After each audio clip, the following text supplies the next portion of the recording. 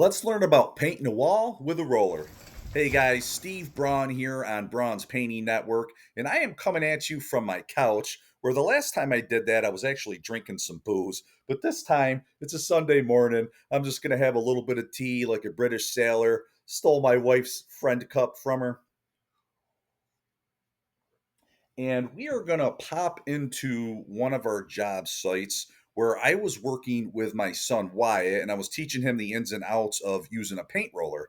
Now, Wyatt is a young buck he's worked with us a little bit over the last couple of years, typically when we were working outdoors. But in this video, he was getting some experience working indoors, and I thought this would be a great opportunity for other novice painters to watch along and pick up some good painting tips. Once we get through that, then we're going to kick back and we're going to watch a seasoned professional painter roll out a couple of walls. Now, Wyatt's a college baseball player, so don't feel bad for him. He's used to middle-aged fat guys telling him what to do. So we're going to lightly dunk it, start with this side wall, and then when you got a dry roller, you can hit that small area up there. So, yeah, kind of offload right in the middle of the wall. That's good. He's got the frame on this side so it's not hitting the door jamb. And a tight working space, so it's kind of this back and forth, up and down motion is fine initially to get the product on the wall. That's pretty good. Make sure he's getting everything covered. And the key is just going to be finishing long. Wyatt's got in his pocket a rag, so if he were to tag the trim, we can easily wipe that away. Now here's where it's going to get, kind of got a lot of his product out of here now. Yeah, get that. Why don't you now work this side? Why don't you flip it around now and get this? Okay, so we hit it, tagged it. I'm gonna wipe that off. All right, flip your roller with this and get this out. Just as tough because this is where we have a color transition, but this still needs another coat, so we're not going to panic too much. But he's going to flip it the other way now. Much drier roller, not a lot of product on there. He's kind of careful. He's going to get a little bit of overspill here, but it's not too heavy, not too bad. We'll do this at the end and use a brush to cut this really tight, but he's doing a good job of not blowing it up and overloading it. Now what I would want to do once he gets it on is now finish up a lot, all the way up in one motion. Yep, work that out. Now flip it around the other way. Now go back down, one motion down, and then why don't you kind of slowly go up in one motion and try to be a little tighter to that casing. Yeah, that's good, that's good, that's good. Oh, that's okay. So this is why it's important. That's important, yeah, rookie mistake there. Not a big deal. Look, I can even take my finger. Blows my mind when people tag. As long as you identify it and see when it happens. I literally just use my finger. That's why painters should have messy hands. But a rag, I happen to not have a rag in my pocket right now. Why it does, but a nice damp rag wipes that right away. That was, you don't have to wait to the end to have to repaint that. Just wipe it off. That paint's been dry for quite a while now. So Wyatt, now while that is still a dry roller, go ahead. This is one way that we can do this. Obviously we could use a smaller whiz nap. I could have also elected to just brush that in up there. Probably, in my opinion, probably the best way is to just have, if you're cutting with the handy pal and you have a brush and a whiz, just cut it and then whiz the whole darn thing out and you won't have to worry about it when you're rolling. Or what I've been doing, I got a whiz roller along with my 14-inch roller in the pan. So you can see it's kind of tough for him to get too close with that because, he doesn't want to tag the crown mold, he doesn't want to tag the casing below, but at least he did get paint on it.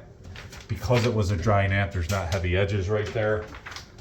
I'm going to fill that in. I'm going to follow this up with the small 4-inch whiz roller, and you can see, because I can take this the other way horizontally now, and you can see how tight I can get to where these cut lines were. Got really good control. Can run this up nice and tight. They do have a tendency to drag a little bit sometimes, like skid like that. So if that's the case, you're just putting too much pressure on it. Lighten the pressure with your fingers. Just take it in there. But I feel a lot better about that using this thing. If we brushed the whole thing in, it would have been pretty streaky. So this is going to be a good combination of getting in there tight and also giving you good hide. And give Wyatt a little lesson here. So what he was doing wasn't necessarily a terrible thing, but he was, you want to kind of, load in the middle, which he did a pretty good job. We don't want to load too high and offload a ton of paint here where it can get sag and get heavy up there. Offloading in the middle, he was kind of going like this. You really don't need to do that. Once you offload, just pull it all the way down. Pull it all the way down. See where my hand is positioned on the handle. My hands are on the poles. I got good leverage on it. Now when you get to the edges is where you might need to do this, because you kind of need to walk the roller up to the edge to make sure you're getting tight without tagging that crown molding. But now I'm coming down, boom, and now I'll just kind of go over the overlap one more time, but I'm going continuous. I'm gliding it up and down. So we'll do that again. So I'm just gonna plop it right in the middle. We don't always leave anchors in the walls, but this anchor's staying, so we're just gonna kind of work around it. And I'm gonna kind of plop product down here. I'm not gonna go all the way down. Then I'm gonna drag it back up. Now I might do a little bit of walking work, like little bit of a rocking motion when I'm up high. Now I'm gonna glide it all the way down. A little bit of rocking down here so I can walk it down as close as I can get it. Pull it, kind of angle it to where I have a nice overlap here. One nice motions up and down, and that's laying it on really well, and then we're gonna redunk. Now, with this situation, I would actually keep the roller dry at this point, because we kind of got this weird anchor we're working around. I could always pull the anchor out and just roll past it, and then plop it back in. Different ways to do it. But I'm gonna I could have dunked that again, but again, this is getting too close. This actually, I'm a little concerned with how dark this wall is that we're going over with this light color. We might even need to do a third coat, but we'll see how that goes. Not the end of the world. Sometimes you want to turn it the other way, as long as you finish through like that, going the same way. Let's see if Wyatt learned anything. I didn't. You say you didn't, or you did? Because when I drag it down like that, It pulls away from the wall? Probably. I'll pay more attention to your form here.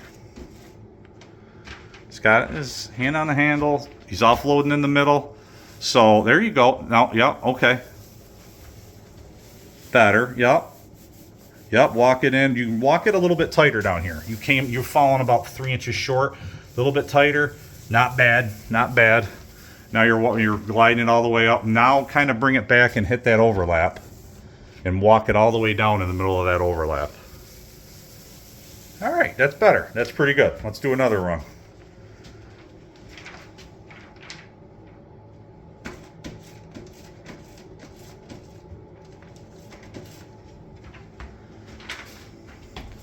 Offloading in the middle, walking it up.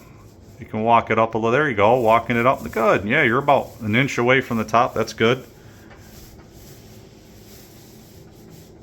Yeah, it takes a little bit of a feel. He's getting the hang for it. He's making sure it's off. As long as you finish long when you're done, that'll eliminate any of those chatter marks and make sure that we got good uniformity. Yeah, finishing long there. All right, that's good, Wyatt. That's good. He keeps getting better. Good job. All right, now let's check in on my brother Matt, who's a seasoned professional painter. He's been working with me for over 7 years now, so he's got a really good feel for this. You can see how he's just kind of gliding along, really good pressure on the wall, nice overlaps. I just love how that sounds. And then he kind of does a little bit of work around this outlet cover, walks it right back up. He's getting about 3 passes with his dunk. Nice continuous overlap roll there. Just doing a really nice job. I love that. Now watch how he dunks this roller. Just grabs a little bit at the bottom of the pan, rolls it out smooth. Don't want it to be too saturated. And then takes it right back to the wall. He's going to be working around this anchor we left in the wall because it's going to be reused.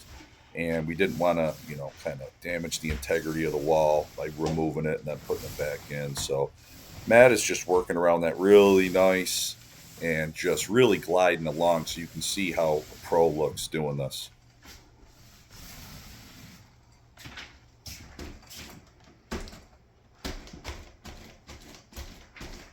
So watch Matt here. Watch unloads right in the middle of the wall, carries it through. Watch him crawl back over, get about a 1/3 overlap, about 30%, and he just walks it right back up. Really good overlaps. Now watch, he gets below the outlet, but it's more of a dry roller now, so he's not going to get heavy sags down there.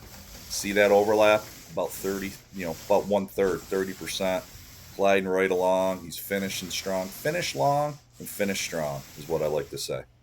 All right. Round of applause for Matt, everybody.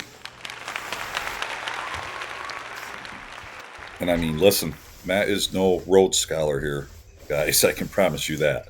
I mean, there was definitely no yellow on his shoulder on graduation day. Best thing about growing up with Matt was that we got our report cards on the same day, and I could always count on him for making me look good.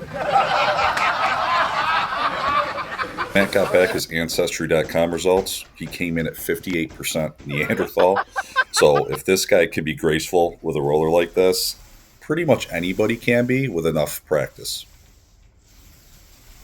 Guys, I hope you learned something there. Let's finish up this video with some rolling and listening to some corny music.